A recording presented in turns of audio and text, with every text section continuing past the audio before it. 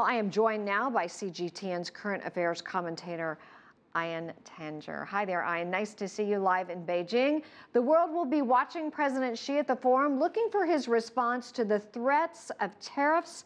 I believe this is the headline. What do we expect to hear from him?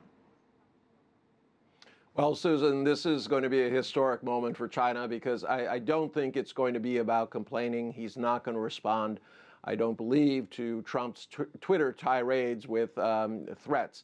I think the situation is already very serious. China has used a phrase that they've only used twice before. That was before the Vietnam and Korean wars, saying that you have been told.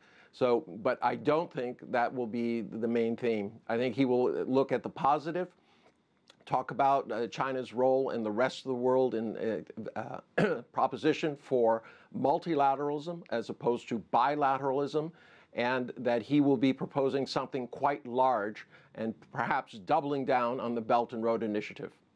Right, and he used his speech at the forum in 2015 to promote two of his most important strategies, and of course that was the Belt and Road Initiative, an idea that has been shared really around the world. Do we expect him to expand on this some, Einar?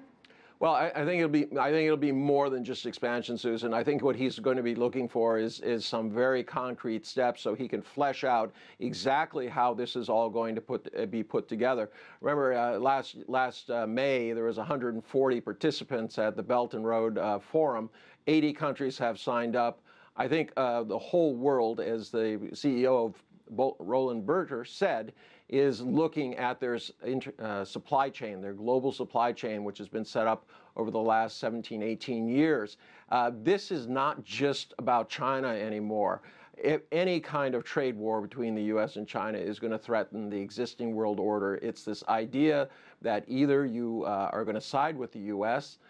In terms of saying that China is bad and that we're willing to throw the baby out with the bathwater, or you're going to say we want to participate with China in continuing this streak of growth, not only for the for the developed countries, but for the rest of the world.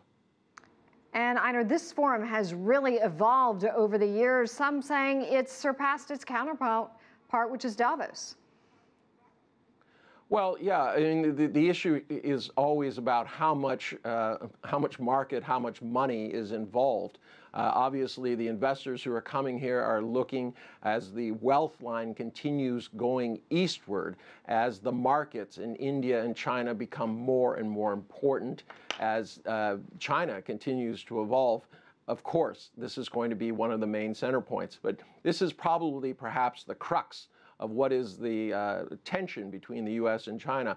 It's the U.S. feeling that they are somehow being marginalized and reacting defensively rather than seeing the opportunity. Einar Tangen, thank you for that, joining us live from Beijing.